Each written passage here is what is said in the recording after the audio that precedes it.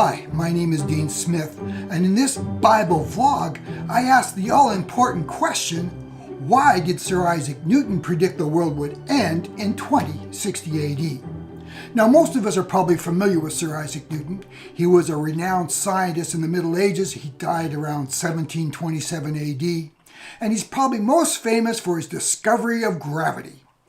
As the story goes, he was sitting under a tree and apparently an apple fell from the tree, hitting him on the head. Oh. Now, the actual story goes like this. He was sitting in a garden and he saw an apple fall from the tree and he asked himself this question, why didn't it fall sideways? And as a result of this, he came up with the idea of gravity, that the Earth was exerting a force of gravity that was pulling things towards it. And he also believed that other planets, moons, suns also had gravity, and these were having a profound impact as well, and because of their size, they were actually affecting the orbits of planets and moons in the solar system. This radically transformed their understanding of astronomy. And what many people don't realize is that Sir Isaac Newton was also a Christian, and he had an avid interest in end times theology. So why did he predict that the world would end in 2060 AD? To understand why, we need to take a look at an interesting incident that took place in 2011. If you were driving around the US in 2011, you may have seen a billboard proclaiming that the end of the world was going to take place on May 21st, 2011. It was a part of an elaborate $5 million campaign sparked by Family Radio, a broadcast ministry out of California. Harold Camping, its founder and president, had come up with a theory that the rapture would take place on May 21st, 2011, followed by the judgment of God and the apocalypse. Of course, when that didn't take place as he predicted, he grabbed his calculator, did some more calculations, and came to the conclusion that he made some small errors and that the rapture would actually take place on October 21st. But there was a small footnote that May 21st was still valid because it was the start of spiritual judgment. Of course, it didn't take place on October 21st, and the mockery started. Christian Bible teachers were equally shocked by Camping's prediction and quickly pointed to Matthew 20, verse 36, where Jesus said that even he did not know the day of his return. And the word day, the Greek word hamera, refers to a 24-hour day, so Christ was saying that only God in heaven knows the actual day of Christ's second coming.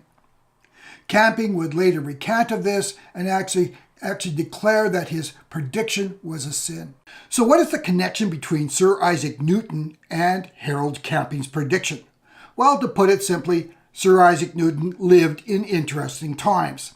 Just 2 centuries earlier, in 1517, Martin Luther had pounded his 95 theses on the door of the All Saints Church in Wittenberg, Germany. He was calling for massive reforms in what was then a very corrupt Roman Catholic Church.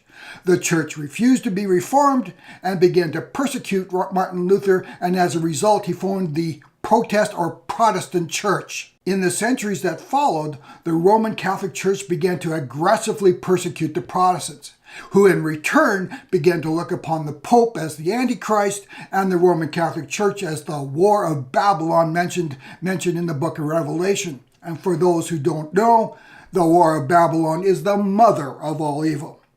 Because of this increased interest in the end times, of course, people began to pop up predicting that Christ's second coming was imminent, and of course they began to predict dates and days when it would happen.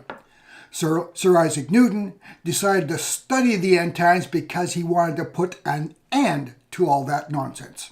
This I mention not to assert when the time of the end shall be, but to put a stop to the rash conjectures of fanciful men who are frequently predicting the time of the end, and by doing so bring the sacred prophecies into discredit, as often their predictions fail. You see, in his study of the end times, Sir Isaac Newton wrote books and compiled thousands of pages notes. Over 1 million words were written. And these, oddly enough, were donated to the nation of Israel, who then handed them over to the University of Jerusalem for further study.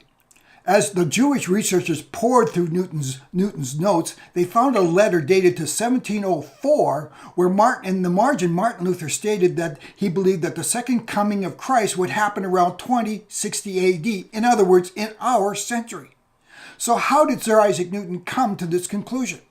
First, though Israel did not exist as a nation in Newton's day, he believed it was necessary for Israel to be restored as a nation before the second coming of Christ. In his commentary on the book of Revelation, Newton said, "The ruin of the wicked nations, the end of weeping and of all troubles, the return of the Jews from captivity, and their setting up of a flourishing and everlasting kingdom."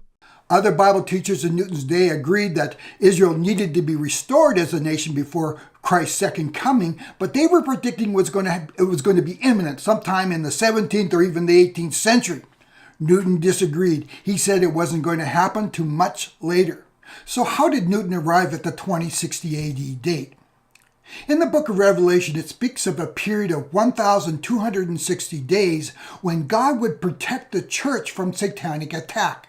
Then the woman fled into the wilderness, where she had a place prepared by God, so that there she would be nourished for 1,260 days.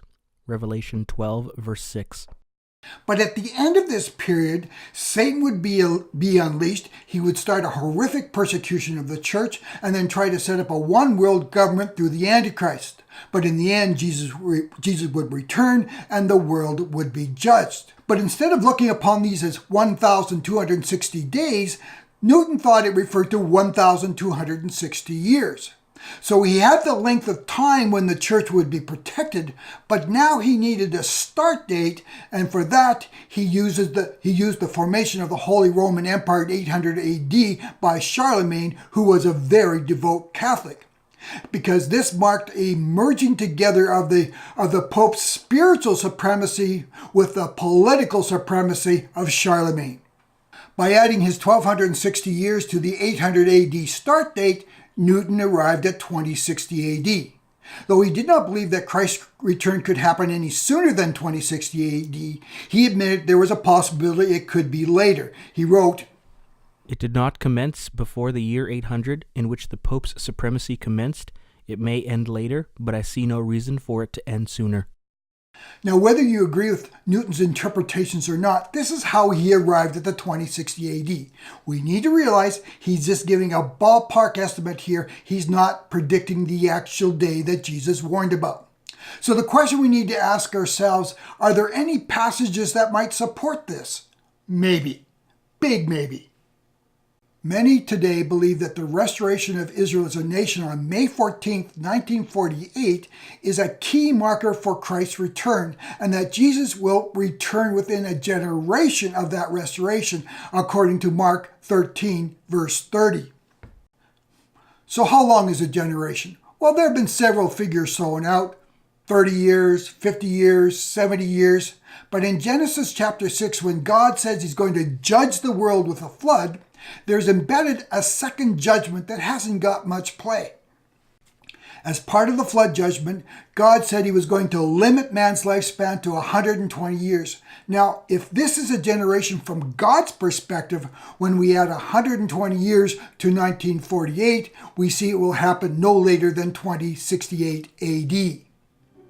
But again, this is all speculation, because only the Father in heaven knows the exact date of Christ's return.